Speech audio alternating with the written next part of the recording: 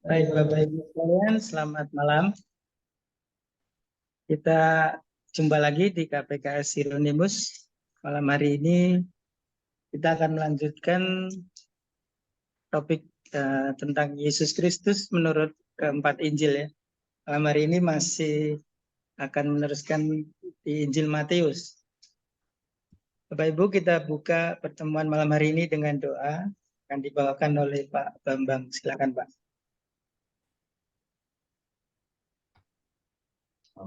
Baik, terima kasih dari Yesus Kristus. Mari kita buka dengan doa.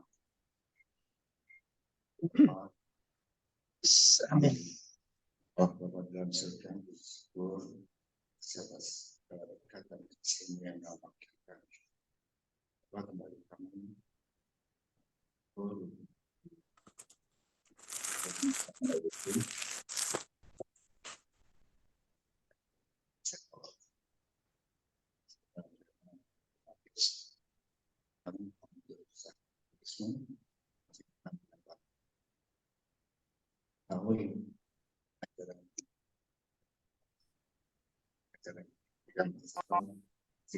Semakin mengenal saya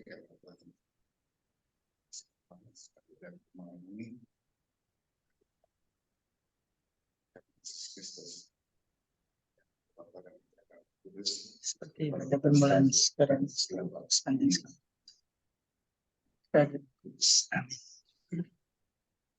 Baik, terima kasih Pak Bambang. Bapak Ibu sekalian, mari kita dengarkan pengajaran dari Pak Seto. Silakan Pak.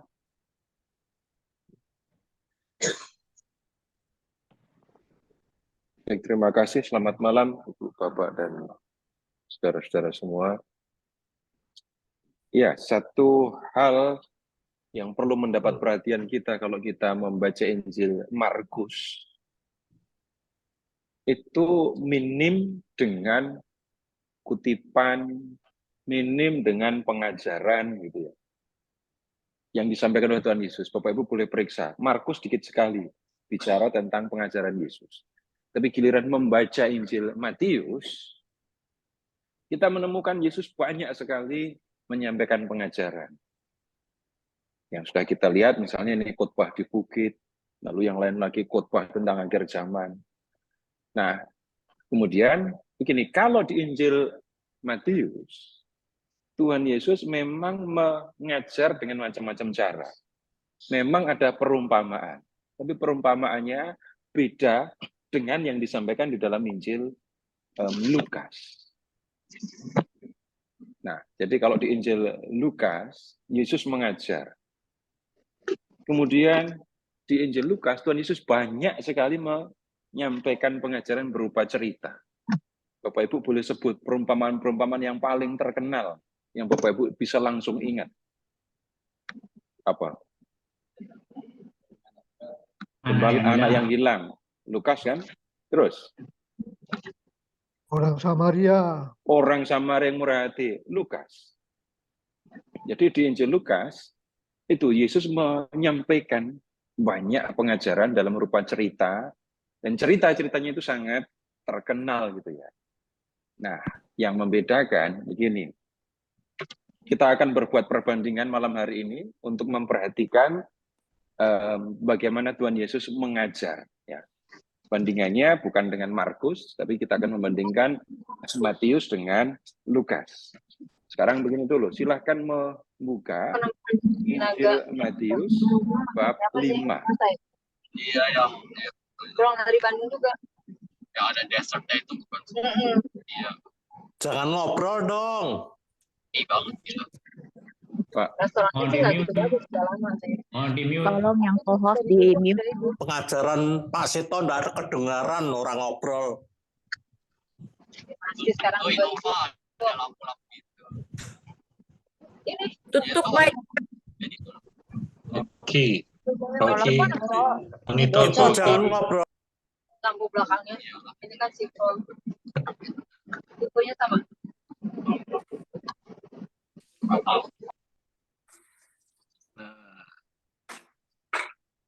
Aman. Nah, sekarang silahkan ke Matius bab 5, Ya. Kemudian buka juga Lukas bab 6. Jadi harus buka 2 teks ya. Ini minta maaf yang Alkitabnya Al-Gadget agak repot ini malah. Jadi buka 2 kitab, Matius bab 5 dan Lukas bab 6 mulai dari ayat 17. Ya, lihat dulu yang Matius ya. Ketika Yesus melihat orang banyak itu, naiklah ia ke atas bukit, dan setelah ia duduk, datanglah murid-muridnya kepadanya. Yesus ada di bukit, lalu mengajar. Ya. Ayat 1, itu bab 5 ayat 1. Kemudian, lihat ke Lukas bab 6 ayat 17. Lalu ia, ini Yesus ya, turun dengan mereka dan berhenti pada suatu tempat yang datar. Di situ ada sejumlah besar muridnya dan banyak orang lain dari seluruh Yudea, Yerusalem, dan daerah pantai Tirus dan Sidon. Mereka datang untuk mendengarkan dia dan untuk disembuhkan dari penyakit mereka. Lihat ayat 20. Lukas 6:20. Lalu Yesus memandang murid-muridnya dan berkata, berbahagialah kamu yang miskin karena kamu yang punya kerajaan Allah, gitu kan? Coba, itu hal yang sama ada di Matius bab 5. 5 ayat 2 sekarang. Matius 5 ayat 2. Sekali lagi kita buka 2 kitab ya. Yesus pun mulai berbicara dan mengajar mereka. Katanya, berbahagialah orang yang miskin di hadapan Allah karena merekalah yang mempunyai kerajaan surga. Seterusnya ya. Nah, sekarang begini. Lihat ke Matius bab 5 ayat 38. 5:38. Ini kan firman atau ayat yang sangat terkenal ya. Kamu telah mendengar yang difirmankan. Kamu telah mendengar yang difirmankan. Mata ganti mata dan gigi ganti gigi. Namun, aku berkata kepadamu, janganlah kamu melawan orang yang berbuat jahat kepadamu, melainkan siapapun yang menampar pipi kananmu, berilah juga kepadanya pipi kirimu. Kepada orang yang hendak mengadukan engkau karena mengingini bajumu, serahkanlah juga jubahmu. Siapapun yang memaksa engkau berjalan sejauh 1 mil, berjalanlah bersama dia sejauh 2 mil. Berilah kepada orang yang meminta kepadamu, dan janganlah menolak orang yang mau meminjam darimu. Cari di Lukas bab 6.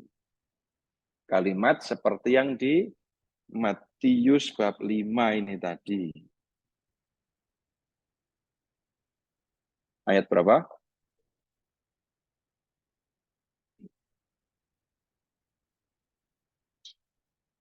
Ayat 29 ya. Coba kita baca mulai dari ayat 27. Tetapi kepada kamu yang mendengarkan aku berkata, kasihilah musuhmu dan berbuatlah baik kepada mereka yang membenci kamu. Berkatilah mereka yang mengutuk kamu dan berdoalah bagi mereka yang berbuat jahat kepadamu. 29. Siapa yang menampar pipimu yang satu, berikanlah juga kepadanya pipimu yang lain. Siapa yang mengambil jubahmu, biarkan juga dia mengambil bajumu. Berilah kepada setiap orang yang meminta kepadamu, jangan meminta kembali orang yang mengambil kepunyaanmu. Amati baik-baik. Ada yang berbeda enggak?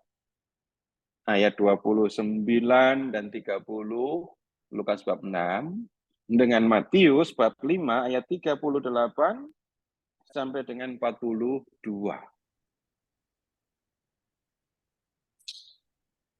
Sama atau berbeda?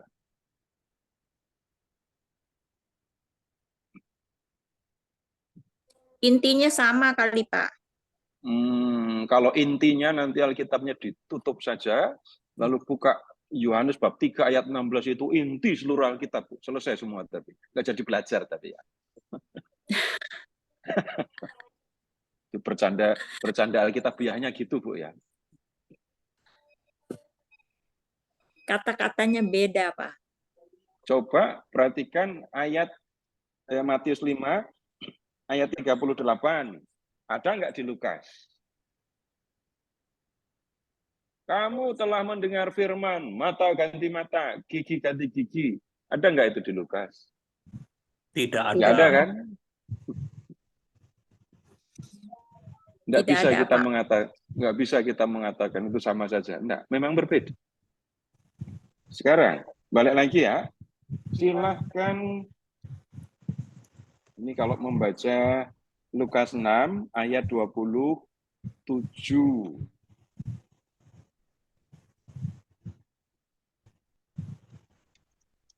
Lihat, bandingkan dengan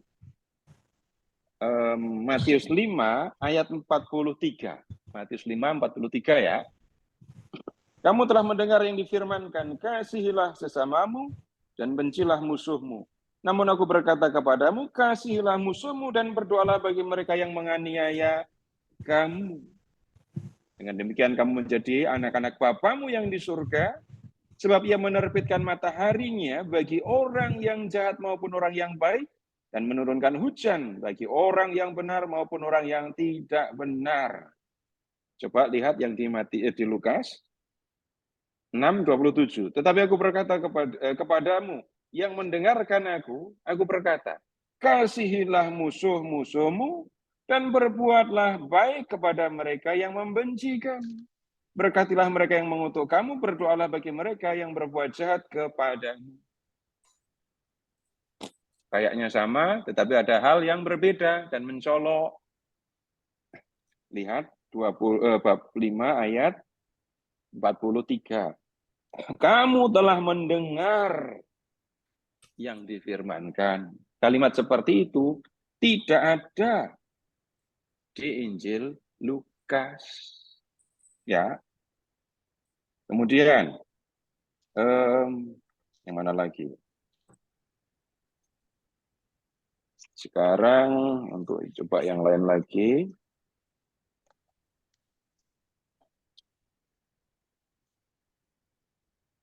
Silahkan balik ke Injil Matius. Injil Matius ya. Ini tadi sudah cukup ya untuk melihat. Nah, ada banyak sebenarnya, tapi cukuplah. Kalau kita membaca Injil Lukas, kita akan jarang sekali menemukan kutipan perjanjian lama. Saya tidak mengatakan tidak ada ya, tapi jauh lebih banyak Matius mengutip perjanjian lama dibandingkan dengan Lukas. Jadi sekarang kembali ke Injil Matius bab 5 sekarang.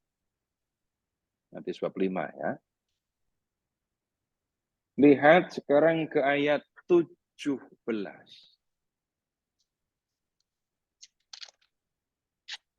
Janganlah menyangka bahwa aku datang untuk meniadakan hukum Taurat atau kitab para nabi. Aku datang bukan untuk meniadakannya, melainkan untuk menggenapinya. Tapi, tunggu dulu catatan, banyak orang, biasanya orang Katolik gitu ya, membaca ayat 38 dan 39, tapi mengabaikan ayat 17 ini. Coba lihat 5:38 tadi. Kamu telah mendengar yang difirmankan, mata ganti mata, gigi ganti gigi.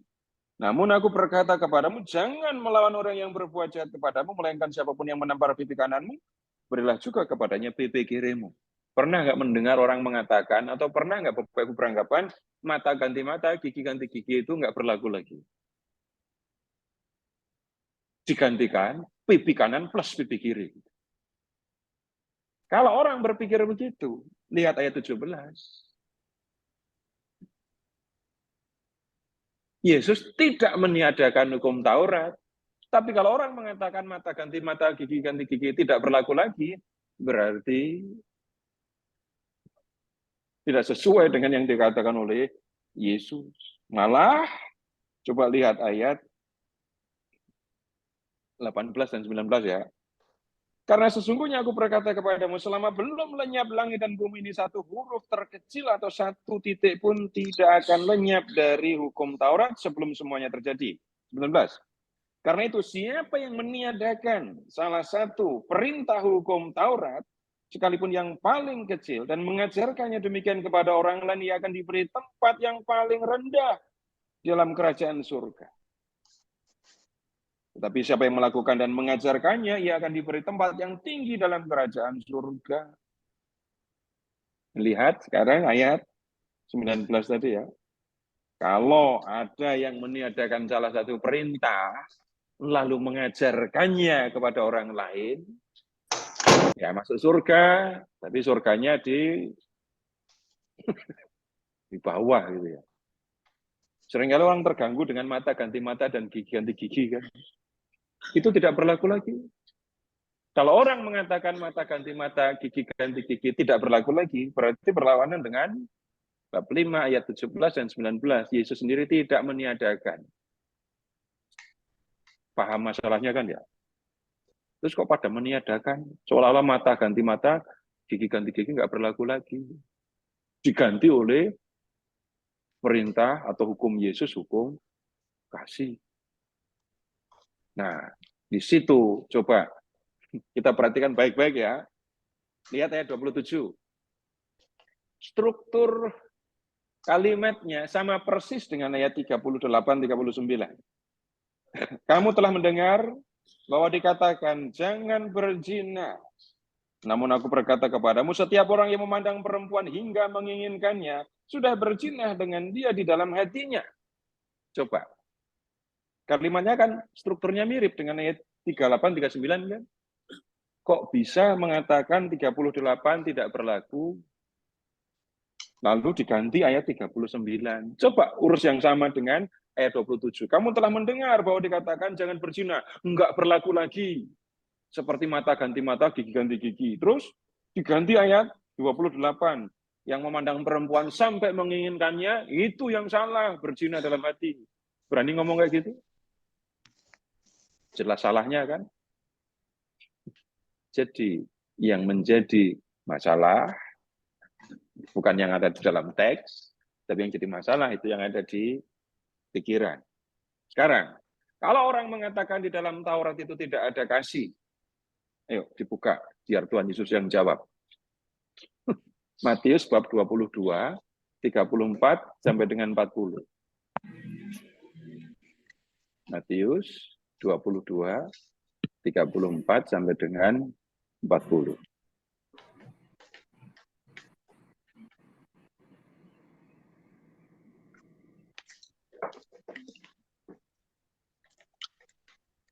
Sudah? Perhatikan ayat 34, 35. Di situ ada seorang Farisi ya.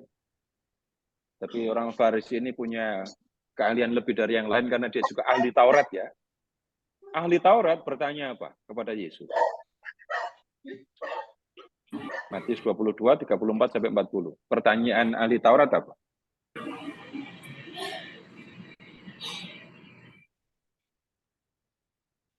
Hukum mana yang terutama? Apa yang terutama? Hukum mana yang terutama dalam apa? Taurat. Jelas ya, dalam hukum Taurat ya. Lalu Tuhan Yesus menjawab, hukum yang terutama dalam Taurat ada 2. Ayat berapa jawabannya? Kasihilah Tuhan Allahmu dengan segenap hati, jiwa, akal budi. Hukum terutama yang kedua, kasihilah sesamamu seperti dirimu sendiri. Kemudian ayat 40, baca bersama-sama.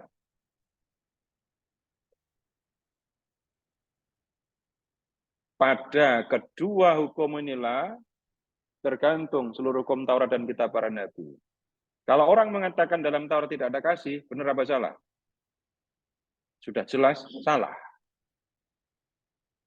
Itu yang jawab pertanyaan tadi Yesus sendiri loh ya. Jadi Tuhan Yesus sudah menunjukkan yang terutama dalam Taurat itu 2. Kasih kepada Allah dan kasih kepada sesama. Kalau orang sampai mengatakan dalam Taurat tidak ada kasih, sudah jelas itu salah. Dan Bapak Ibu boleh periksa kok. kasih kepada Allah itu dikutip oleh Yesus dari kitab Ulangan bab 6 ayat 5. Boleh diperiksa, itu halaman ayat referensi di bawah.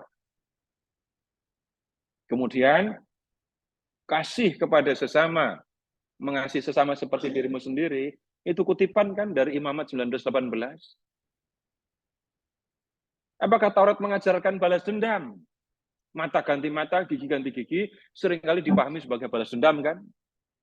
Coba sekarang buka itu, kasihlah sesamamu manusia seperti dirimu sendiri. Bapak Ibu lihat ayat referensi di bawah. Itu kutipan dari mana? Imamat 19:18. Ketemu? Ketemu ayat referensinya? Silahkan diperiksa. Silahkan diperiksa kitab Imamat 19 bab 18. Bab 8 Imamat 19 ayat 18. Janganlah engkau menuntut balas dan janganlah menaruh dendam terhadap orang-orang sebangsamu. Melainkan kasihilah sesamamu manusia seperti dirimu sendiri. Akulah Allah, Tuhan. Ya, Imamat 19:18. Ini peringatannya apa di situ? Jangan Menuntut balas, jangan menaruh dendam. Jelas kan itu Taurat mengatakan jangan menuntut balas, jangan menaruh dendam. Balik lagi, berarti mata ganti mata, gigi ganti gigi, ini urusan dendam atau bukan? Bukan. Nah, sekarang memahaminya bagaimana? Bapak Ibu masih di kitab Imamat? Masih di kitab Imamat kan ya? Silahkan ke kitab Imamat sekarang. Bentar, kita cari bab.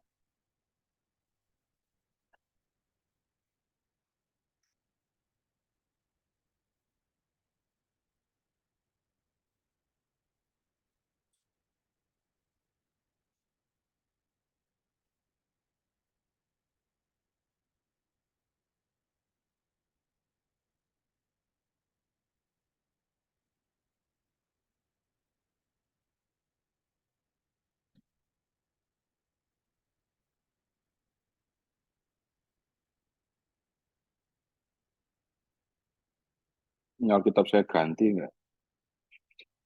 Nggak kelihatan tandanya. Bentar.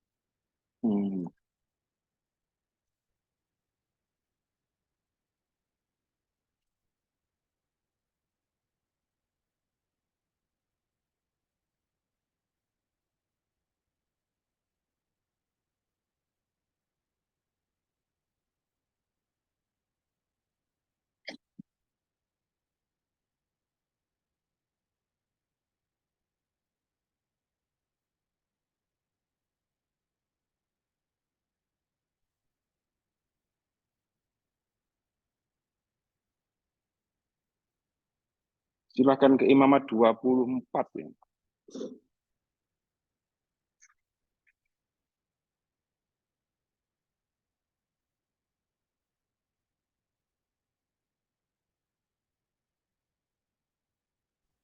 Imamat 24, silahkan ke ayat 19 dan 20.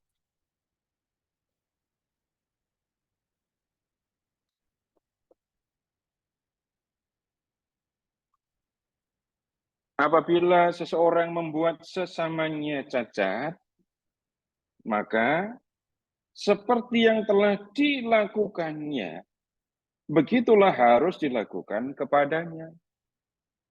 Patah, ganti patah. Mata, ganti mata. Gigi, ganti gigi. Seperti yang membuat orang lain bercacat, begitulah harus dibuat kepadanya. Ini yang dikutip oleh Yesus di Injil Matius tadi ya. Kalau memperhatikan Imamat 24, 19, 20, apakah ini aturan tentang perintah mengenai balas dendam? Atau ini justru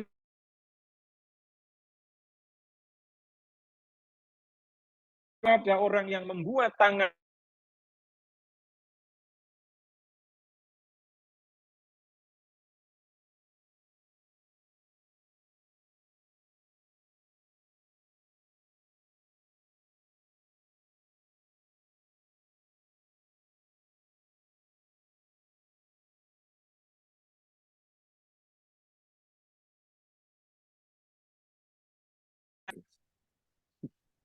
ya orang Giginya itu copot. ya dipukul juga rahangnya sampai giginya lepas. Nanti tinggal hitung lepasnya 1 apa 2 gitu ya.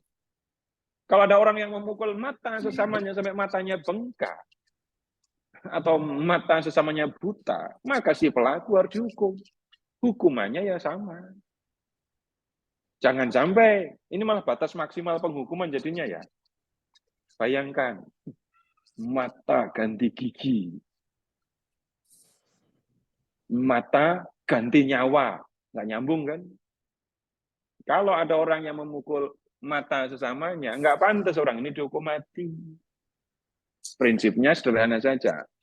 Ketika orang melakukan kejahatan, maka hukuman yang dijatuhkan harus sepadan, setimpal dengan kejahatan yang sudah dilakukan, begitu kan? Nah, jangan sampai hukuman itu lebih ringan atau lebih berat daripada kejahatan yang sudah dilakukan. Ini belum ada polisi, belum ada vonis berapa tahun penjara, itu belum ada dulu.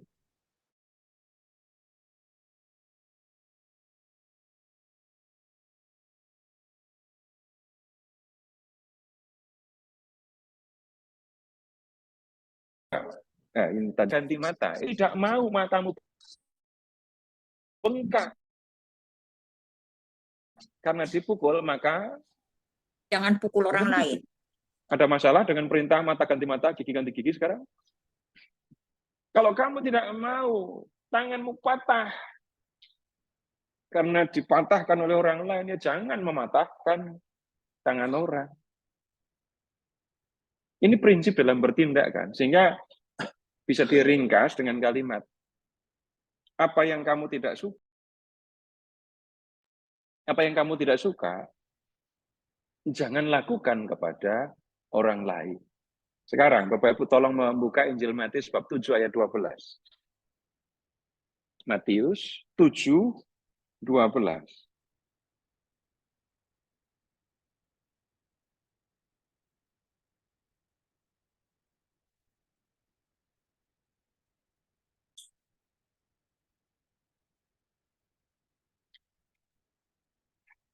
Apa yang dikatakan di Matius 7 ayat 12.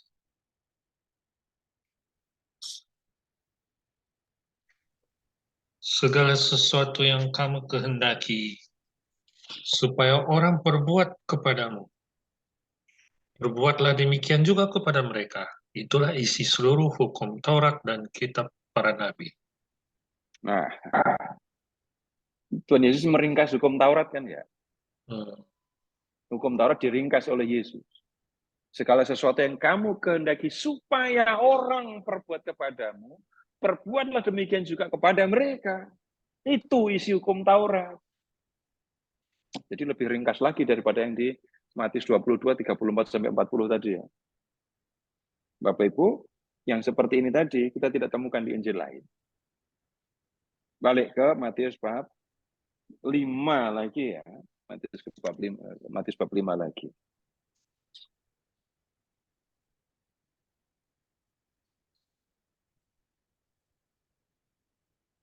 Tuhan Yesus mengatakan, kalau dia datang bukan untuk meniadakan, tetapi untuk menggenapi Taurat. Jadi yang dilakukan oleh Yesus itu. Bagaimana Tuhan Yesus melakukan itu? Sekarang, kita ambil contoh ya. Dari Matius bab 5 ayat 21 sampai dengan ayat 48, itu Tuhan Yesus bicara tentang Taurat ya, tentang isi hukum Taurat. Dan rumusannya kurang lebih sama. Kamu telah mendengar firman begini-begini, tetapi aku berkata kepadamu. Nah, kalau orang mengatakan, ini, kamu telah mendengar firman, tapi aku berkata kepadamu, itu tidak berarti yang sudah dikatakan di dalam Taurat oleh Yesus dianggap itu tidak berlaku dan diganti oleh ucapan Yesus. Sekarang, ayat 21. Matius 5, 21. Kamu telah mendengar bahwa kepada nenek moyang kita dikatakan, jangan membunuh. Siapa yang membunuh harus dihukum. Namun aku berkata kepadamu, setiap orang yang marah terhadap saudaranya harus dihukum. Siapa yang mencaci saudaranya harus dihadapkan ke mahkamah agama. Siapa yang berkata jahil harus diserahkan ke dalam neraka yang menyala-nyala. Lihat ayat 21. Jelas ini kutipan Taurat kan, jangan membunuh. Apakah Yesus mengatakan Taurat tidak berlaku, berarti jangan membunuh, itu tidak berlaku lagi? Tidak mungkin. Jadi ucapan Yesus tidak menggantikan yang ada di dalam Taurat, tetapi kita bisa mengatakan menggenapi yang ada di dalam Taurat. Menggenapinya bagaimana? Tunggu dulu. Membunuh itu jelas salah kan ya? Sudah jelas membunuh. Setiap orang yang membunuh harus dihukum. Tapi kemudian Yesus mengatakan, yang marah kepada sesamanya, yang mencaci saudaranya, yang berkata kepada saudaranya jahil, itu semuanya salah. Bukan hanya membunuh itu urusan sangat serius ya, besar sekali. Apa yang sebenarnya terjadi ketika orang membunuh? Apa yang terjadi ketika orang menghilangkan nyawa sesamanya? Kalau diringkaskan kalimatnya, aku tidak mau kamu ada. Pembunuhan itu penolakan level paling tinggi kan ya. Masih ada yang lebih kejam dari pembunuhan apa enggak? Fitnah. Kalau orang sudah dibunuh, udah nggak bisa ngapa-ngapain lagi. Yang lebih kejam memang ada ya. Sudah dibunuh, jantungnya diambil terus dimakan.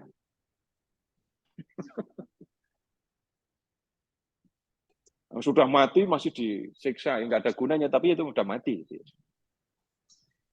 Tapi tunggu dulu, bukan hanya soal sebesar itu yang harus diurus. Orang juga harus memperhatikan perilaku, harus memperhatikan ucapannya sampai ke hal yang sangat sederhana. Bapak Ibu pernah disakiti pakai kata atau belum? Waktu itu berapa kata yang digunakan untuk menyakiti? Satu buku? Atau Tidak, satu kata.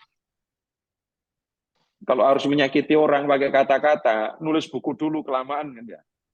Atau rekaman dulu nanti baru dikirim. Orang bisa menyakiti orang pakai satu kata kan? Dan sakitnya bisa lama itu kan ya? Orang tua malah ngatain anaknya, istri ngatain suami, suami ngatain istri, orang lain katain hanya dengan satu kata. Contohnya apa? Menyakiti pakai satu kata? Gila yang terus memaki.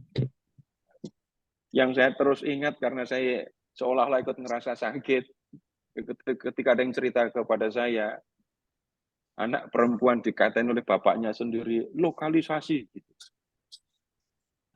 Nggak masuk akal lah.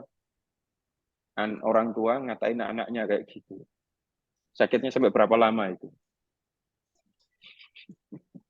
Ya saya Seumur pakai hidup, eufemisme, Pak. saya nggak mungkin menirukan yang saya dengarkan itu ya. Orang tua ngatain anaknya seperti itu. Anak ini akan sakit berapa lama? Kapan dia bisa melupakan satu kata itu? Nggak akan bisa Seumur lupa. hidup. Satu kata bisa menyakiti dan bisa lama sekali. Apakah yang ini nggak apa-apa? Kan nggak membunuh. Cuma ngatain aja kok. Nah, Yesus mengatakan, jangankan membunuh, menyakiti sesama dengan satu kata, itu sudah salah. Begitu maksudnya. Udah, kita lompat ke yang mata ganti mata tadi.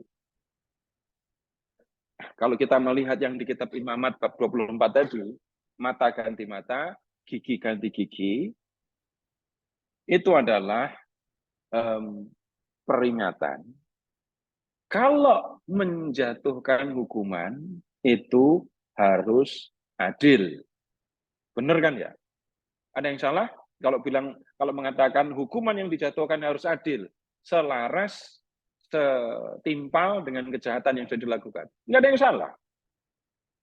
Nah, tapi kemudian Yesus berkata begini, ayat 39. Namun aku berkata kepadamu, jangan melawan orang yang berbuat jahat kepadamu. Jangan melawan orang yang berbuat jahat kepadamu. Terus, siapapun yang menampar pipi kananmu, berilah juga kepadanya pipi kirimu. Kalau di Lukas tadi tidak pakai pipi kanan dan pipi kiri ya. Jadi pipi yang satu dan pipi yang lain ya. Bapak Ibu pernah ditampar belum? Lihat ya. Siapa yang menampar pipi kananmu? Kalau nampar pipi kanan, nampar pipi kena kanan. Pengandiannya orang berhadapan ya. Namparnya pakai tangan kanan atau kiri? Kok bisa dapat pipi kanan?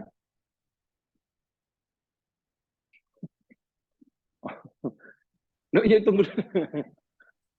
Kanan. Nampar, orang berhadapan lalu nampar. Dapatnya pipi kanan.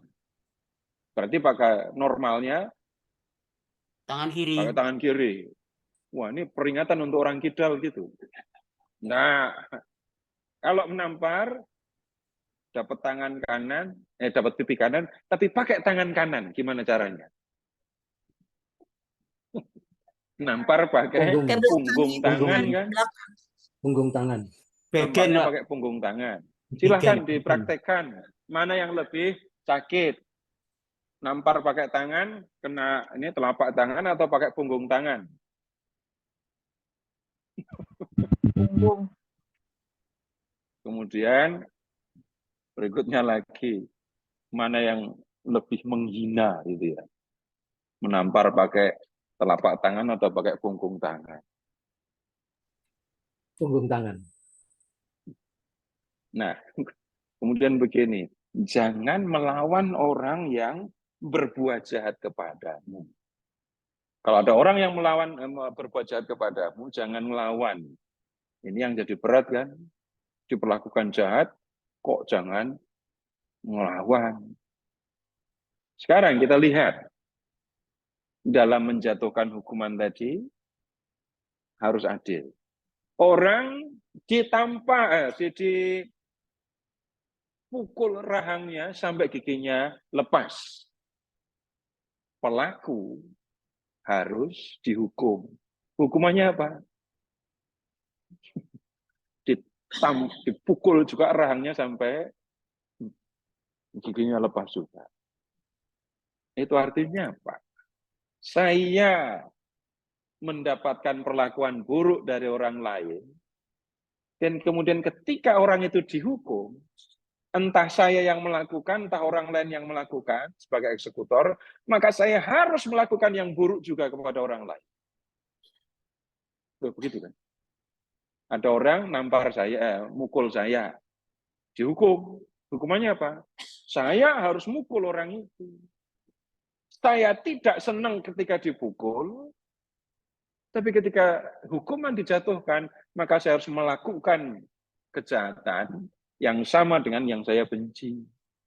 Karena itulah Tuhan Yesus mengatakan, kalau ada orang yang berbuat jahat kepadamu, jangan melawan. Berarti jangan ikut bela diri ya. Iya, Tuhan Yesus nggak pernah ngajar bela diri. Ditampar, kasih. Tapi tunggu dulu.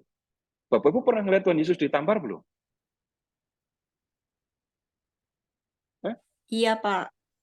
Kapan Tuhan Yesus ditampar? Waktu diadili. Waktu Waktu di hadapan diadili mahkamah agama Yahudi itu. agama ya. Iya. Jadi Yesus kan ditanya tentang murid-muridnya, tentang ajarannya gitu kan. Yesus jawab, aku itu tiap hari ngajar di Bait Allah. Aku ngajar di sinagoga. Banyak orang mendengarkan aku. Kalau kamu mau tahu ajaranku, tanya sama mereka yang mendengarkan aku. Tiba-tiba pelak gitu.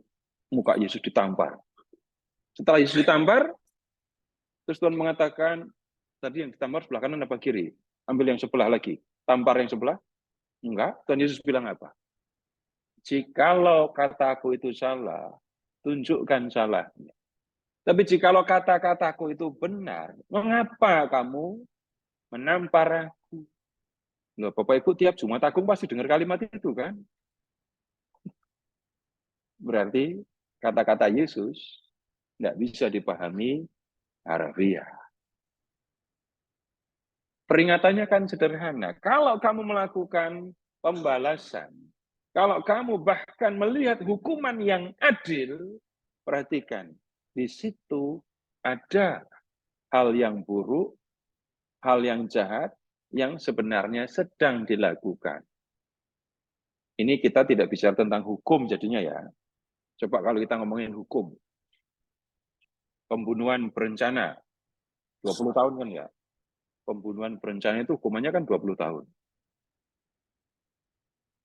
Kalau orang sudah membunuh, berarti orang sudah menghilangkan nyawa.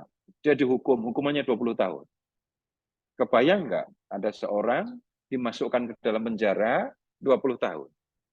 Jahat apa enggak itu? Kita tidak ngomong tentang hukumnya. Tapi mau buat orang masuk ke dalam penjara, tinggal di dalam penjara 20 tahun.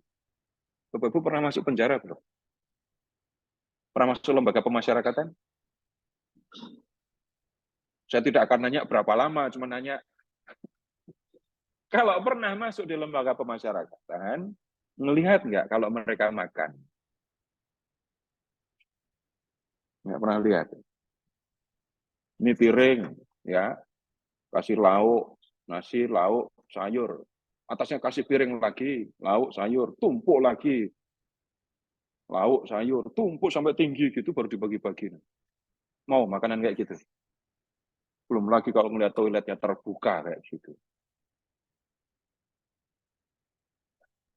Bisa dikunjungi? Setengah mati untuk bisa masuk mengunjungi. Ada orang yang ada di dalam LP, Bapak Ibu boleh coba dah. Saya mau mengunjungi orang ini gitu. Langsung boleh masuk? Prosesnya bisa panjang, izin dulu. Orang yang dimasukkan ke dalam lembaga pemasyarakatan itu situasinya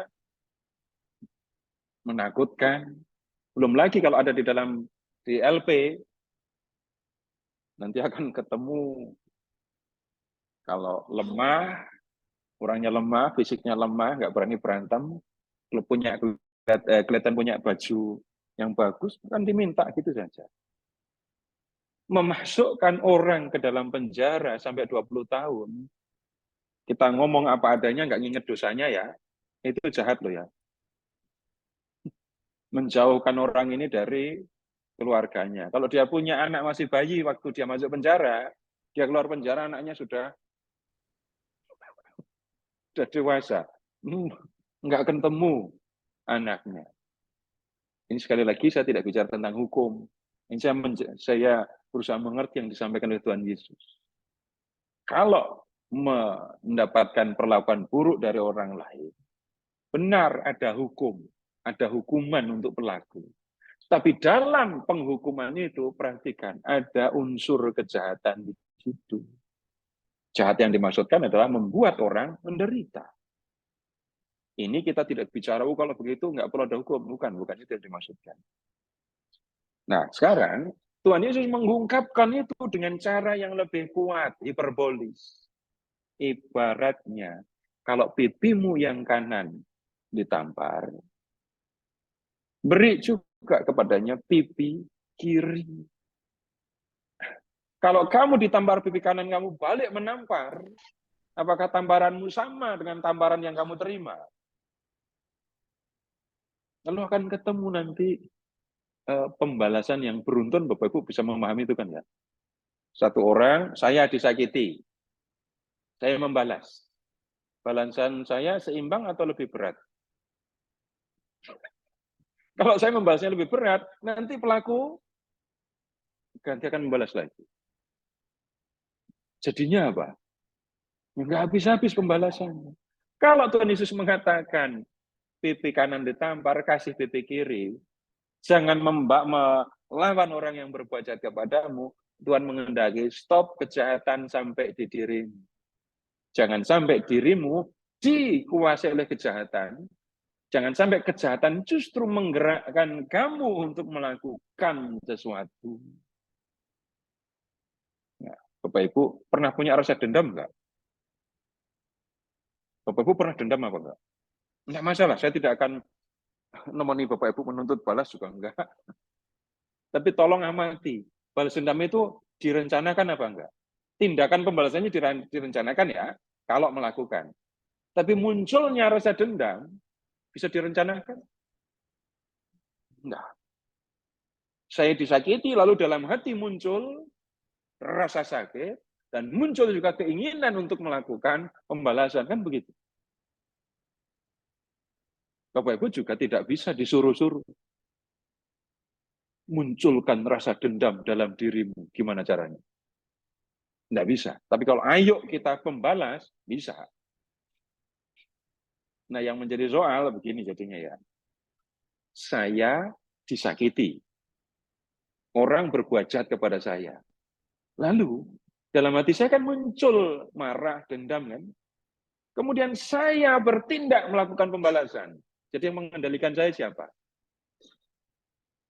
Kejahatan yang dilakukan kepada saya, itulah yang membuat kemudian saya bertindak. Jadi kelihatannya saya Tuhan atas diri saya sendiri. Bukan kalau begitu. Tuhan Yesus, apalagi bukan.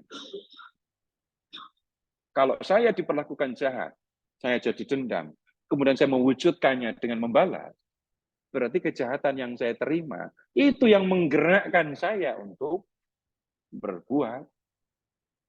Itu yang membuat kemudian Yesus mengatakan, berhenti. Jangan sampai kejahatan mendorong, menggerakkan kamu juga untuk berbuat jahat. Hukuman yang adil itu benar, itu baik. Tapi belum cukup. Kenapa? Ada tindakan penghukuman tadi ya, membuat orang menderita. Tapi bisa juga nanti lebih lanjut, kelihatan adil, tapi juga bisa muncul dendam.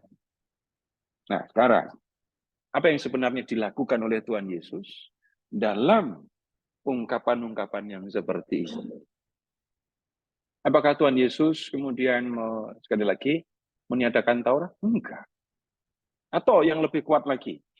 Sekarang Bapak Ibu tolong cari di Injil Matius itu orang muda yang kaya itu loh. Matius bab keberapa itu?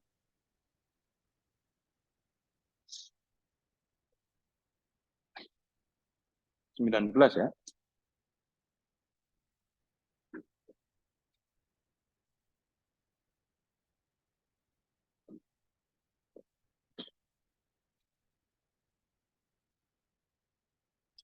Matius 19, lihat ke ayat 16.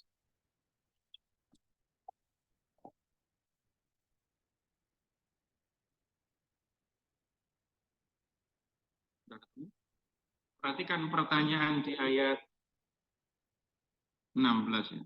Guru, perbuatan baik apakah yang harus ku perbuat untuk memperoleh hidup yang kekal? Kemudian Yesus menjawab di ayat 17. Jika engkau ingin masuk ke dalam hidup, turutilah segala perintah Allah. Terus, perintah yang mana? Kata Yesus, jangan membunuh, jangan berzina, jangan mencuri, jangan memberi kesaksian palsu, hormatilah ayah ibumu, dan kasihlah sesamamu manusia seperti dirimu sendiri. 10 perintah Allah kan, plus hukum terutama kan. Pertanyaannya apa tadi? Perbuatan baik apa yang harus kau perbuat untuk memperoleh hidup yang kekal? Untuk memperoleh hidup yang kekal, lakukan perintah Allah. Perintah yang mana? Yang ada dalam 10 perintah. Nah, dari sini kita juga dengan jelas melihat Yesus tidak memandang rendah Taurat. Bahkan Yesus mengatakan Taurat, ya seperti yang dipahami oleh orang-orang Yahudi, itu bisa menjadi jalan untuk masuk dalam hidup yang kekal. Nah, ini kelompok yang lain nggak akan terima Yesus mengatakan begini. Karena ini mengandaikan perbuatan, mengabaikan iman. Nyatanya Yesus berkata begini. Dan ini menjadi bagian dari kepercayaan orang Yahudi. Bahkan, yang lebih lagi ya, yang lebih serius lagi, Tuhan Yesus mengingatkan supaya murid-muridnya melakukan hukum Taurat lebih daripada para pemuka agama Yahudi. Ini agak aneh lagi. Kembali ke bab 5 ya. Kembali ke Matius bab 5 ayat 20 sekarang.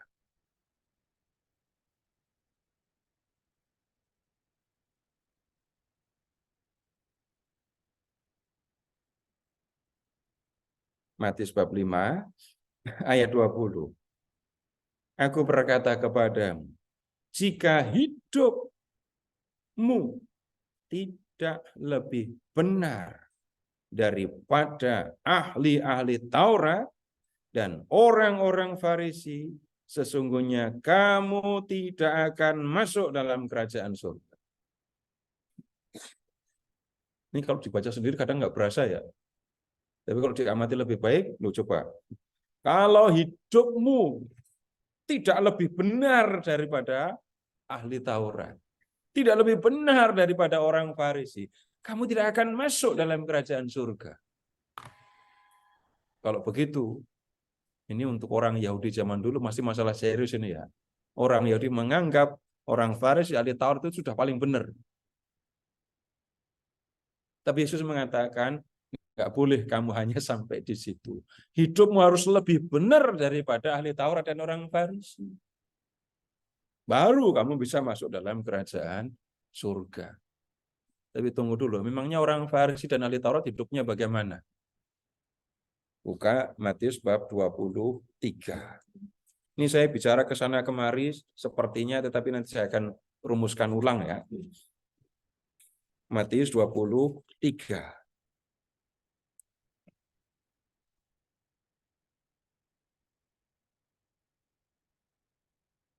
Ini walaupun ada di Injil yang lain, Matius tetap istimewa untuk urusan ini karena di dalam Injil Matius Tuhan Yesus bicaranya keras sekali. Matius 23, lihat ke ayat 1. Lalu berkatalah Yesus kepada orang banyak dan kepada murid-muridnya, ahli-ahli Taurat dan orang-orang Farisi telah menduduki kursi Musa. Sebab itu, perhatikan, lakukan dan peliharalah segala sesuatu yang mereka ajarkan kepadamu, tetapi jangan turuti perbuatan-perbuatan mereka. Karena mereka mengajarkannya, tetapi tidak melakukan. Apakah ada sambungan dengan Matius bab 5 tadi? Iya, begitu. Tuhan Yesus mengingatkan, dengarkan apa yang dikatakan oleh ahli Taurat dan orang Farisi, tapi kelakuannya jangan dicontoh ya. Gitu. Kenapa? Mereka ngajarin tentang hukum Taurat, tapi mereka sendiri tidak melakukannya. Mereka mengikat beban-beban berat, lalu meletakkannya di atas bahu orang, tetapi mereka sendiri sedikit pun tidak mau menyentuhnya. Semua perbuatan yang mereka lakukan hanya dimaksudkan untuk dilihat orang. Mereka memakai tali sembahyang yang lebar dan jubah yang panjang. Mereka suka duduk di tempat terhormat dalam perjamuan dan di tempat terdepan dalam rumah ibadat. Mereka suka diberi hormat di pasar dan suka dipanggil rabi. Tetapi kamu, janganlah kamu disebut rabi, sebab hanya satu gurumu dan kamu semua adalah saudara. Kemudian berikutnya, sekarang lihat ini contoh ayat 13. Bapak Ibu, kita ketemu dengan litani celaka di sini ya. Celakalah kamu hai ahli Taurat dan orang Farisi, hai kamu orang munafik, karena kamu menutup pintu-pintu kerajaan surga di depan orang, sebab kamu sendiri tidak masuk dan kamu merintangi mereka yang berusaha untuk masuk. 14, 15, 16, 23, 25, 27, 29, itu celaka. Nah, Bapak Ibu, setelah melihat apa yang disampaikan di dalam Injil Matius ini tadi, kita bisa melihat bagaimana hubungan antara Yesus dengan Taurat. Hal yang utama di dalam Taurat ditunjukkan oleh Yesus. Mengasihi Allah dan mengasihi sesama. Tuhan Yesus kemudian juga ini menunjukkan bahwa Taurat, khususnya 10 firman yang ditunjuk di Matius 22 tadi ya, merupakan jalan untuk masuk dalam hidup yang kekal. Dan kemudian Tuhan Yesus menggenapi itu bukan seperti yang kita pikirkan kalau mendengar nubuat atau ramalan itu ya. Nabi ngomong nanti dipenuhi begini, bukan itu. Tapi hukum Taurat mengatakan begini. Yesus menggenapi, menyempurnakannya. Gagasan yang seperti ini, gambaran mengenai Tuhan Yesus yang seperti ini hanya ada di dalam Injil Matius. Dan Tuhan Yesus menunjukkan, lakukan hukum Taurat dengan sungguh-sungguh. Karena hukum Taurat itu menyampaikan, mengungkapkan perintah Allah. Jangan bertindak munafik. Maksudnya, melakukan perintah Allah hanya supaya dipuji. Tapi lakukan perintah Allah dengan sungguh-sungguh. Nah, pertanyaan selanjutnya kan, kalau Yesus berlaku seperti ini kepada hukum Taurat, lalu apa istimewanya Yesus di Injil Matius? Ini tunggu dulu. Kalau ada pertanyaan mengenai hal ini, sekarang tolong disampaikan. Sudah bingung belum? Tapi saya sekali lagi kan saya mengajak Bapak-Ibu lihat di Injil Matius, ini loh beda dengan yang lain. Ini cuma ada di Matius. Setelah itu, oh Tuhan Yesus begini tuh kalau di Injil Matius. Tuhan Yesus mengutip Taurat lebih daripada Injil yang lain. Ya. Di Injil Lukas, Yesus nggak banyak mengutip. Atau dalam Injil Lukas tidak ditampilkan Yesus yang mengutip gitu. Tapi di Injil Matius ditunjukkan. Yesus mengutip ini, menyempurnakannya. Mengutip ini, menyempurnakannya. Dan Tuhan Yesus jelas menunjukkan nilai dari hukum Taurat. Silahkan kalau ada yang mau ditanyakan. Silahkan kalau ada yang mau bertanya. Boleh saya tanya Pak Maroto? Ya, silakan Pak. Jadi Pak Sito, kalau dengan begitu, kalau sekarang ini kita melakukan ajaran Yesus itu, secara tidak langsung kita sebenarnya juga melakukan hukum Taurat ya? Yang disempurnakan. Ya kalau kita mengatakan kita tidak membunuh, tidak berzina, tidak mencuri, itu malah tidak spesifik menyebut ajaran Yesus. Itu malah menunjuk ke apa yang disampaikan dalam Taurat. Kemudian ketika mengasihi sesama seperti diri sendiri, Tuhan Yesus mengutip itu. Tapi itu kutipan dari Taurat. Jadi kita justru melakukan apa yang ada di dalam hukum Taurat. Tapi kan Bapak Ibu makan daging babi, itu melanggar Taurat apa enggak? Melanggar. Nah, kalau bicara tentang ini ya, daging babi. Cuma daging babi yang dilarang? Enggak. Keluarga babi itu kan dilarang semua ya. Tapi Babi. sepertinya jadi kayak kita cari yang bagus-bagus dari perjanjian baru, dari ajaran Yesus untuk supaya nggak usah melakukan hal yang susah-susah di Taurat. Oh, tunggu dulu Pak, ini belum. Jadi kalau ketemu dengan ini aturan mengenai makanan yang haram itu ya. Nah, kemudian begini, ada dua cara untuk membaca hukum. Dua cara untuk membaca hukum. Cara yang pertama itu membaca hukum secara harafiah. Apa yang tertulis, ya udah itu yang dipahami. Ilustrasi ya, ilustrasi yang gampang yang sering saya pakai. Ketika ada handphone mulai masuk ke gereja dan handphone mulai digunakan di dalam gereja, habis itu muncul aturan kan ya. Aturannya apa? Gambar handphone di lingkari merah itu. Dan hampir semua, mungkin semua handphone yang di lingkari merah itu ada antenanya. Silahkan ingat-ingat. Handphone yang ditaruh di gambar di dinding itu ada antenanya semua kan. Kalau orang membaca harafiah, orang akan mengatakan apa? Handphone saya nggak ada antena, yang dilarang itu yang ada antenanya. Ya. Handphone saya Android nggak ada antena, itu masih keyboardnya masih QWERTY gitu kok. Itu kalau membaca harafiah.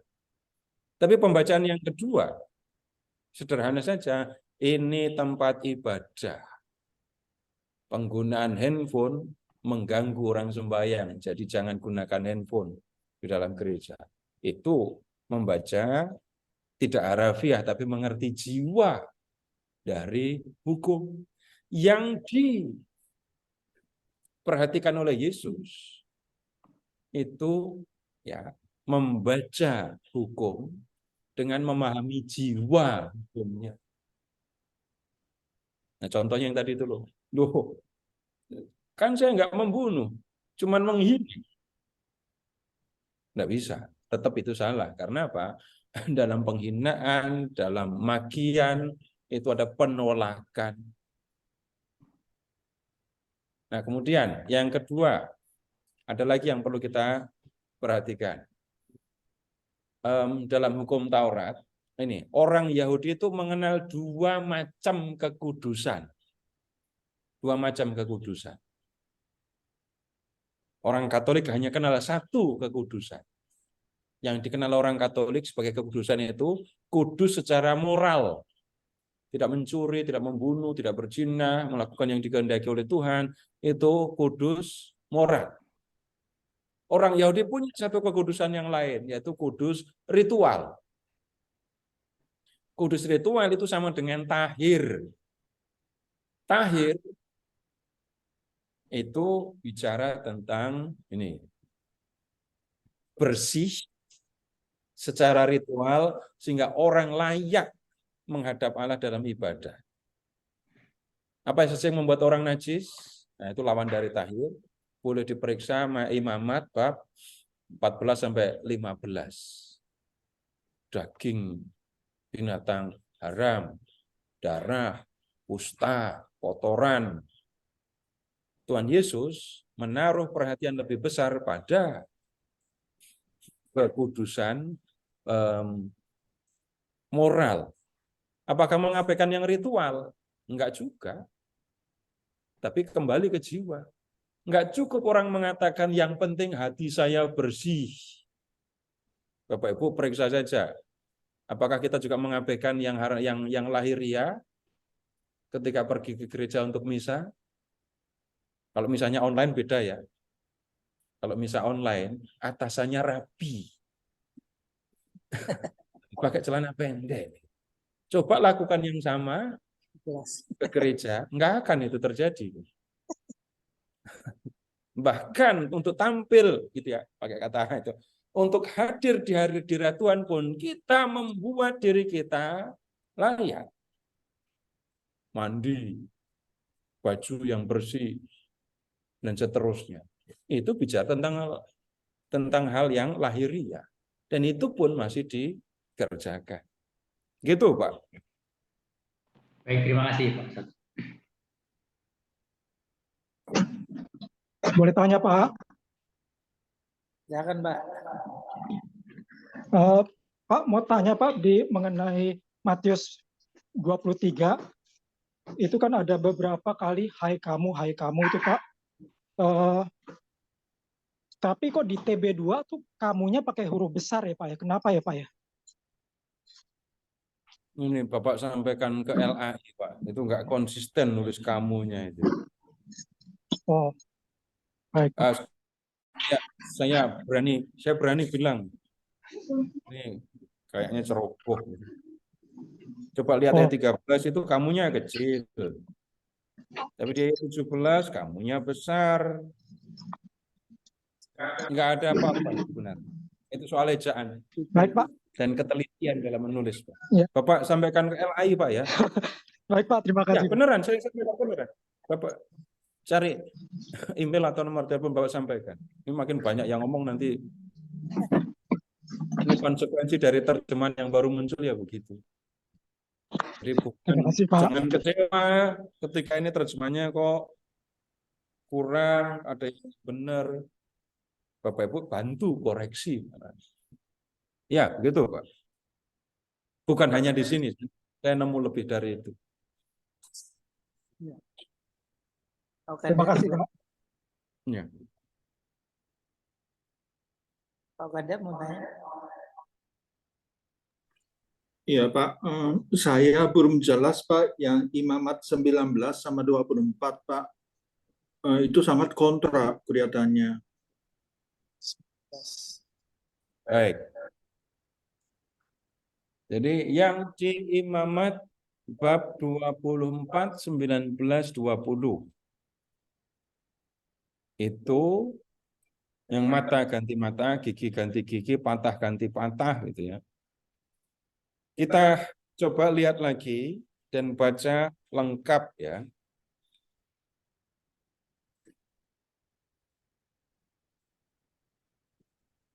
Apabila seseorang membuat sesamanya cacat, maka seperti yang telah dilakukannya, begitulah harus dilakukan kepadanya. Patah ganti patah, mata ganti mata, gigi ganti gigi. Seperti ia membuat orang lain bercacat, begitulah harus dibuat kepadanya. Nah, ya, semoga ini. Kalau hanya membaca ayat ini, seolah-olah ini aturan untuk membalas. Seolah-olah.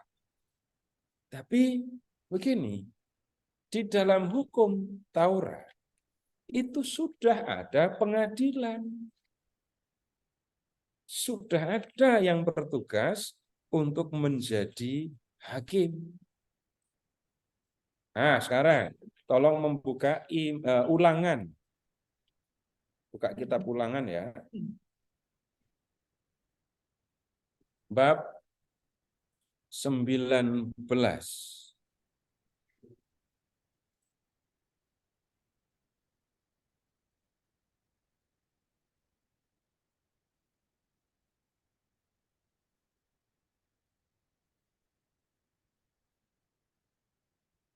Sudah ada hakim tapi belum ada polisi. Itu repotnya. Sudah ada sistem pengadilan, sudah ada. Silahkan ulangan 19 mulai dari ayat 15 ya. Sudah ketemu? Satu orang saksi saja tidak dapat menggugat seseorang mengenai kesalahan apapun atau dosa apapun yang mungkin dilakukannya. Hanya atas keterangan 2 atau 3 orang saksi, suatu perkara dianggap sah. 16. Apabila seorang saksi jahat menggugat seseorang untuk menuduh dia mengenai suatu pelanggaran, maka kedua orang yang berperkara itu harus berdiri di hadapan Tuhan, di hadapan para imam dan hakim yang ada pada waktu itu. Hakim-hakim harus memeriksanya dengan teliti. Apabila ternyata saksi itu seorang saksi dusta yang telah memberi tuduhan palsu terhadap saudaranya, maka kamu harus memperlakukannya sebagaimana ia bermaksud memperlakukan saudaranya. Demikianlah harus kau lenyapkan yang jahat dari tengah-tengahmu. Nah, prinsip yang ada di Imamat 24, mata ganti mata, nah berlaku di sini, berlakunya dalam sistem pengadilan. Nah, kalau ada kasus yang belum jelas, lihat Imamat 19 mulai dari ayat 1, perhatikan kota-kota perlindungan. Nah, sekarang lihat ayat 4. Inilah ketentuan mengenai pembunuhan yang melarikan diri ke sana. Dia boleh tetap hidup apabila ia membunuh sesamanya tanpa sengaja dan tanpa membenci dia sebelumnya. Misalnya, seorang pergi ke hutan dengan temannya untuk membelah kayu. Ketika tangannya mengayunkan kapak untuk menebang pohon, mata kapak terlepas dari gagangnya, lalu mengenai temannya sehingga mati. Pembunuhan nggak sengaja kan?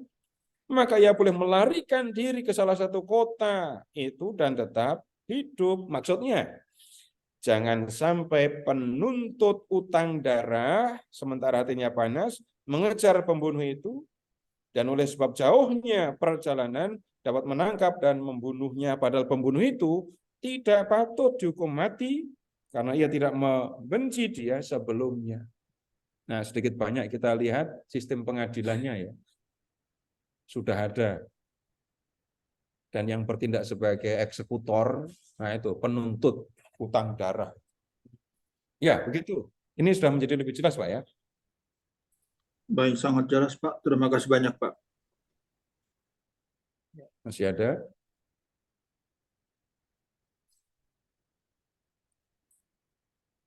Kelas. Ya. Nah, sekarang begini. Kalau Yesus sudah mengatakan untuk memperoleh hidup kekal, perintah Allah, Taurat, itu adalah jalan menuju ke sana. Lakukan perintah ini, maka kamu akan memperoleh hidup kekal. Lalu Tuhan Yesus ngapain? Apa istimewanya yang disampaikan oleh Tuhan Yesus? Dalam hal ini, Bapak Ibu, silahkan membuka ini orang-orang upahan di kebun anggur itu. Matius bab 20.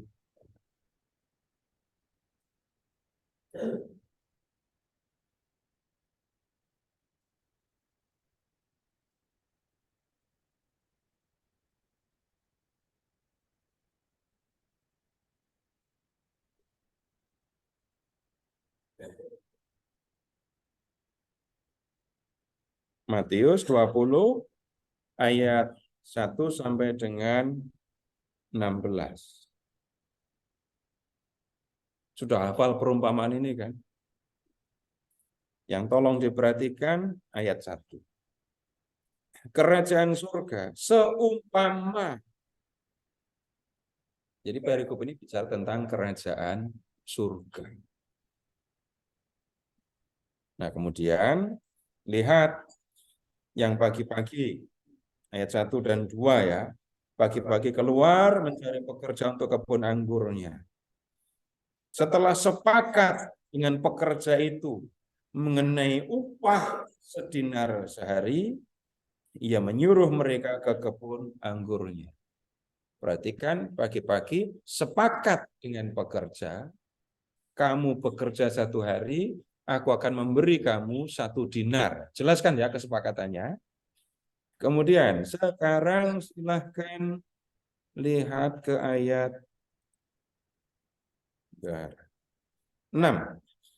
Kira-kira pukul 5 petang, ia keluar lagi dan mendapati orang-orang lain. Katanya kepada mereka, mengapa kamu menganggur saja di sini sepanjang hari? Kata mereka kepadanya, karena tidak ada orang yang mengupahkan. Katanya kepada mereka, pergi jugalah kamu ke kebun anggurku. Tidak ada kesepakatan ya. Jam 5 sore ini. Kamu pergi sana ke kebun anggurku. Cuma begitu aja. Nah, kemudian ayat 8 itu pembagian uang. Yang masuk kebun jam 5 sore itu terima 1 dinar. Ya. Yang masuk jam 5 sore terima 1 dinar. Kemudian yang terakhir masuk, yang terakhir terima upah maksudnya. Itu adalah justru yang masuk kebun pagi tadi ya, awal.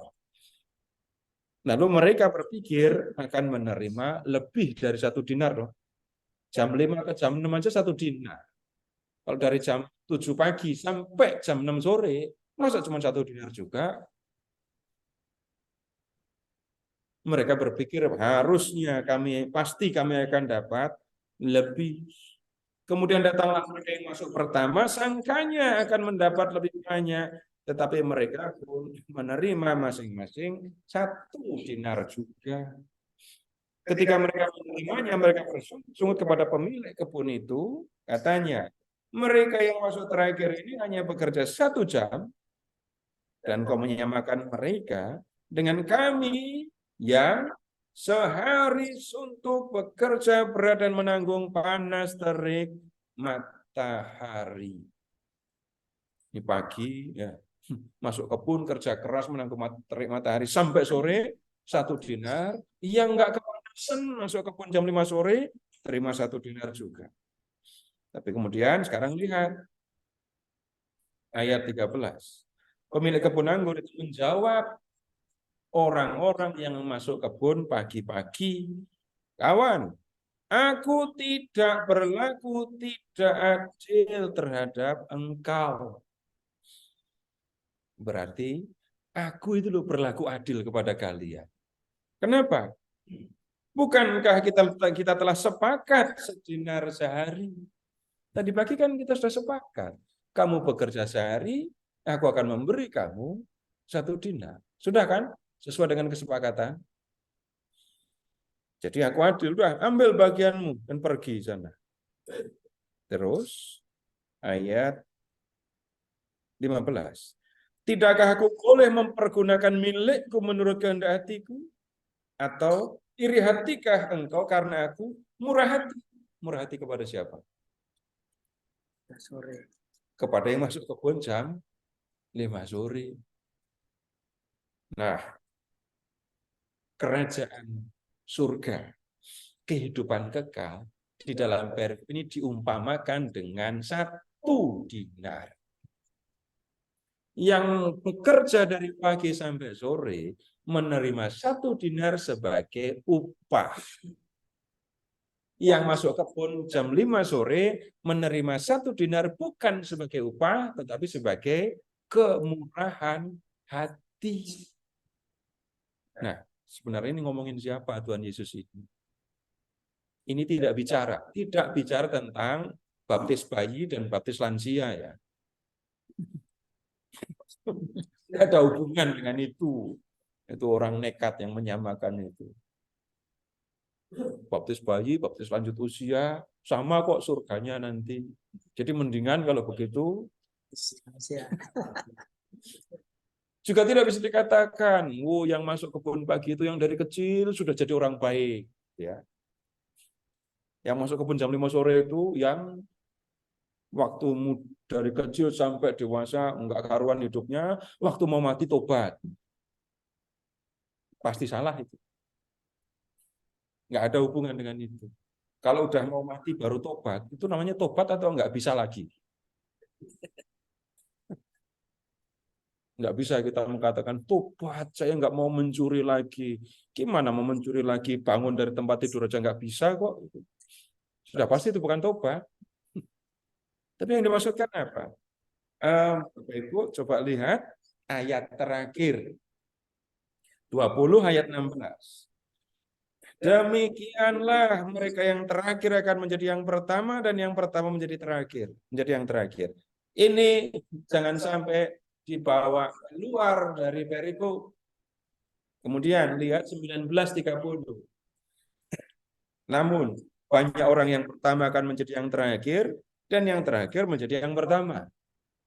Terus perumpamaan ditutup dengan demikianlah. Yang terakhir menjadi yang pertama jadi yang terakhir. Sederhana saja. Yang pertama menjadi yang terakhir. Yang pertama masuk kebun dan bekerja sepanjang hari, terima 1 dinarnya malah belakangan. Yang masuk kebun jam 5 sore, terakhir kan, terima 1 dinarnya duluan. Tetap belum jelas ini ngomongin siapa. Sekarang, temui orang muda tadi lagi. 19 ayat 16. Kita sudah melihat. Untuk memperoleh hidup yang kekal, lakukan perintah Allah. Dan itu benar, tidak ada masalah di situ. Nah, kemudian berikutnya coba lihat sekarang ayat 20. 19:20. Kata orang muda itu kepadanya, semua itu telah kuturuti, apalagi yang masih kurang. Kata Yesus kepadanya, jikalau engkau hendak sempurna, pergilah, jualah apa yang kau miliki, berikanlah itu kepada orang miskin, maka engkau akan memiliki harta di surga. Kemudian datanglah kemari dan ikutlah aku. Mendengar perkataan itu, pergilah orang muda itu dengan sedih, sebab banyak hartanya. Nah, kalau Bapak Ibu diminta melakukan ini, mau apa enggak? Tunggu dulu. Ini perintah disampaikan kepada siapa? Lihat teksnya. Yesus bicara kepada siapa? Orang kaya. Ya, tadi yang kaya tadi kan? Anak muda. Kalau kamu mau sempurna, jual semuanya, lalu datang kemari ikutan. Kalau Bapak Ibu ikut-ikutan melakukan ini, gitu ya. Terus habis itu mereka yang jadi kaya, saya yang jadi nggak punya apa-apa itu.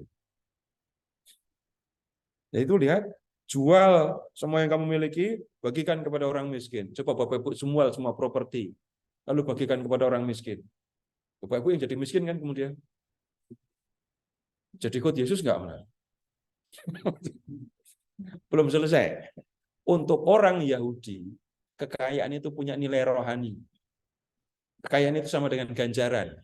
Ganjaran diberikan kepada orang benar. Jadi orang yang kaya itu adalah orang yang dipandang benar oleh Allah dan harta yang mereka miliki dipandang sebagai ganjaran.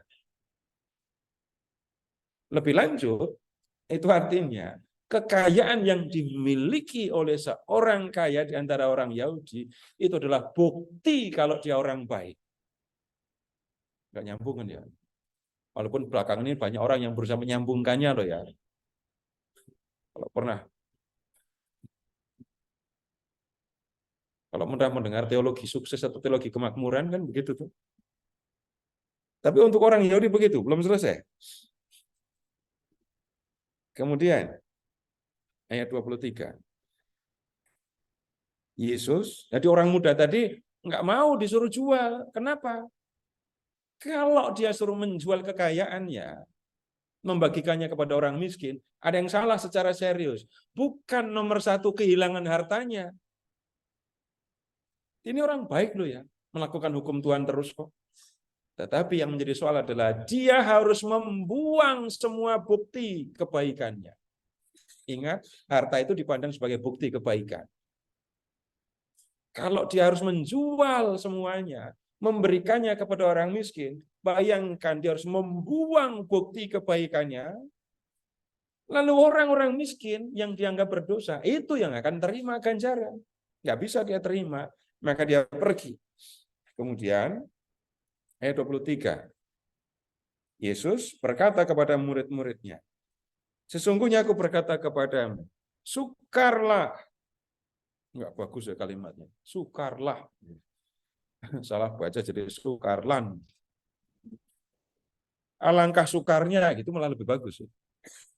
Bagi orang kaya untuk masuk dalam kerajaan surga. Sekali lagi aku berkata kepadamu, lebih mudah seekor unta melewati lubang jarum daripada seorang kaya masuk dalam kerajaan Allah. Kalau bacanya sampai di sini, saya khawatir Bapak Ibu termasuk orang yang sulit masuk kerajaan Allah. Loh iya kan? Belum selesai. Mendengar hal itu, murid-muridnya sangat tercengang dan berkata, jika demikian, siapakah yang dapat diselamatkan? Perhatikan kata demikian. Jika demikian. Demikiannya itu apa? Tolong jelaskan kata demikian.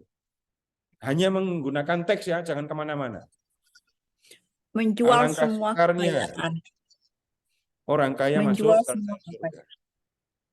Lebih mudah unta masuk melewati lubang jarum daripada orang kaya masuk kerajaan surga. Jika demikian, jika orang kaya saja susah masuk kerajaan surga, terus murid-muridnya pada, terus gimana dengan kami? Nah, selama ini kalau kita tidak mendiskusikan teks ini, orang kaya susah masuk kerajaan surga. Berbahagialah yang miskin, gitu kan.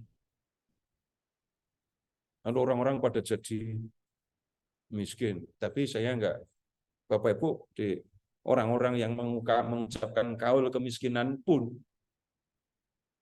enggak semuanya juga miskin kalau bicara tentang properti ya. Bapak Ibu bisa kan lihat aset-aset tarekat, biara, kongregasi. Yang asetnya sangat mencolok, Bapak Ibu bisa lihat di mana-mana.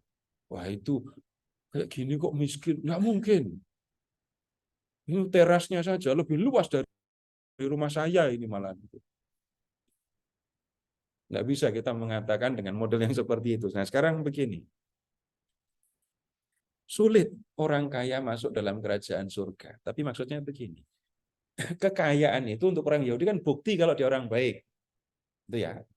Sekarang orang kaya itu membawa kekayaannya kepada Tuhan. Tuhan, ini kekayaanku. Ini bukti kalau aku orang baik. Tuhan, aku layak kan masuk surga. Bapak-Ibu akan terima nggak yang seperti itu? Nggak akan terima. Itu yang ada di dalam teks ini. Para murid Yesus pun berpikirnya begitu. Kalau orang kaya saja yang punya bukti kebaikan sulit masuk surga, bagaimana dengan kita ini? Bagaimana dengan kami ini? Lalu Yesus baru menjelaskan. Ayat 27. Petrus berkata kepada Yesus, kami ini telah meninggalkan segala sesuatu dan mengikuti Engkau. Jadi apakah yang akan kami peroleh? Kata Yesus kepada mereka, sesungguhnya aku berkata kepadamu pada waktu penciptaan kembali, apabila anak manusia bersemayam di tahta kemuliaannya, kamu yang telah mengikuti aku akan duduk juga di atas tahta ke-12. Akan duduk juga di atas 12 tahta untuk menghakimi 12 suku Israel. Perhatikan dulu kalimat ini. Apa yang membuat murid-murid Yesus duduk di tahta bersama dengan Yesus? Mengikuti Yesus kan? Hanya, pakai kata hanya ya, hanya dengan mengikuti Yesus, mereka akan memerintah bersama dengan Yesus. Nah, setiap orang yang karena nama aku meninggalkan rumah, saudara laki-laki atau perempuan atau ayah atau ibu, atau anaknya dan ladangnya, akan menerima kembali 100 kali lipat dan akan memperoleh hidup yang kekal. Yang ini tinggalin dulu supaya nggak bingung. Perhatikan kata-kata Yesus di ayat 28. Nanti ketika anak manusia datang, sudah kita diskusikan, anak manusia datang, kamu yang mengikuti aku akan duduk bersama dengan aku, memerintah sebagai raja. Nah, sekarang baru sambungnya dengan perumpamaan ini apa? Kerajaan surga itu kan cuma satu.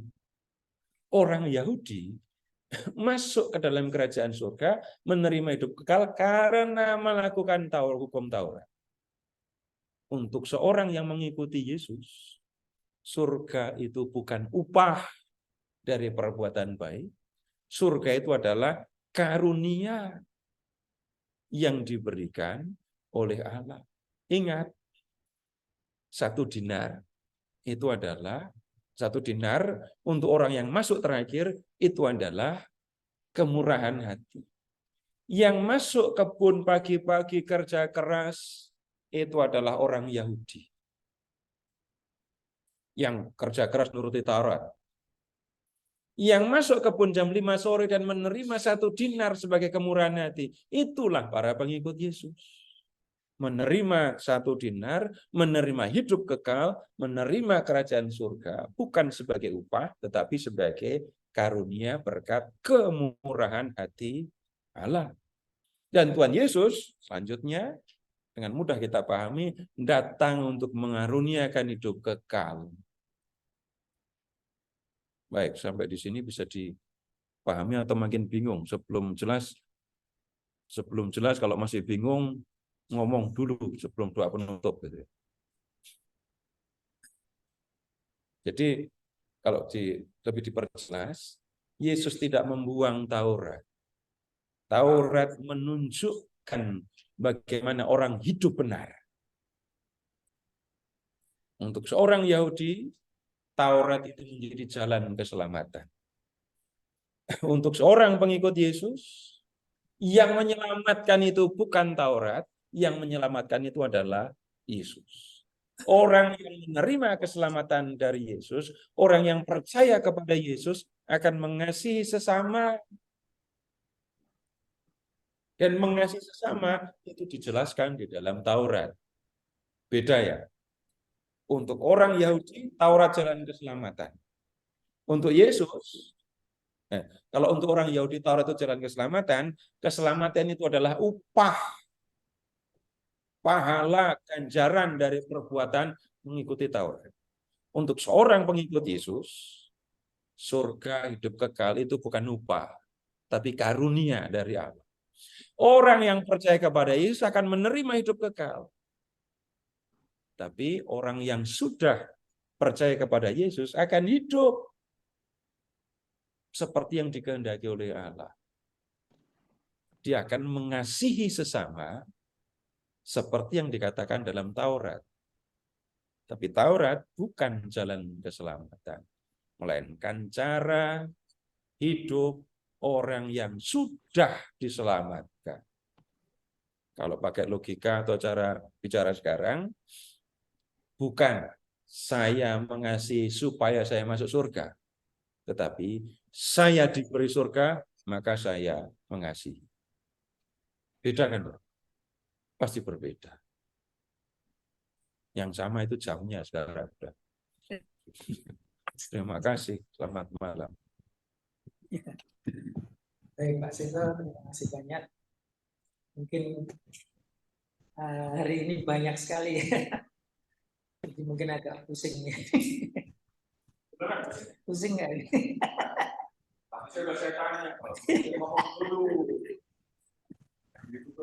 Pusing Pak, tapi Pak boleh nggak Pak di-share recordnya Pak? Iya, nanti recordnya boleh nggak di-share? Satu persatu ya. Tapi memang Pak Seto kan ingin memperlihatkan bagaimana ajaran-ajaran Yesus di tiap Injil ini baru mungkin nanti sesi-sesi berikutnya bisa lebih mendalam lagi. Baik Bapak Ibu, berikutnya nanti terakhir Yohanes ya Pak? Lukas dulu ya.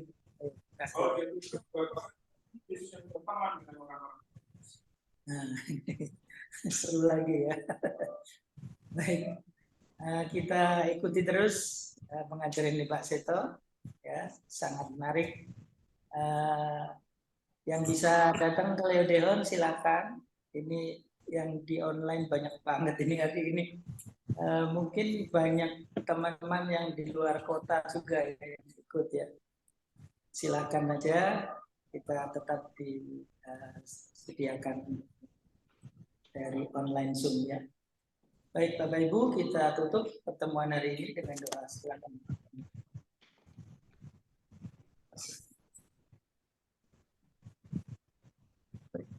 Mari kita tutup pertemuan ini dengan doa. Dalam nama Bapa dan Putra dan Roh Kudus. Amin. Allah Bapa di dalam surga, segera terima kasih Bapa atas kenyataan sepanjang pengajaran ini. Semoga apa yang kami dengar dan belajar dari kelas itu semakin menguatkan iman kami dan kami dapat hidup sesuai dengan kehendak. Bapak, sebentar lagi kami akan pulang ke masing-masing. Kami mohon bimbingan kami di perjalanan yang kami sampai rumah dan selamat. Dengan para Bapak dan Putra dan Roh Kudus, para menas, sahabat. Amin. Baik, terima kasih Bapak Ibu sekalian, sampai minggu depan. Terima kasih Bapak Ibu semua. Selamat malam saya. Terima kasih. Terima kasih Pak Seto. Terima kasih Pak.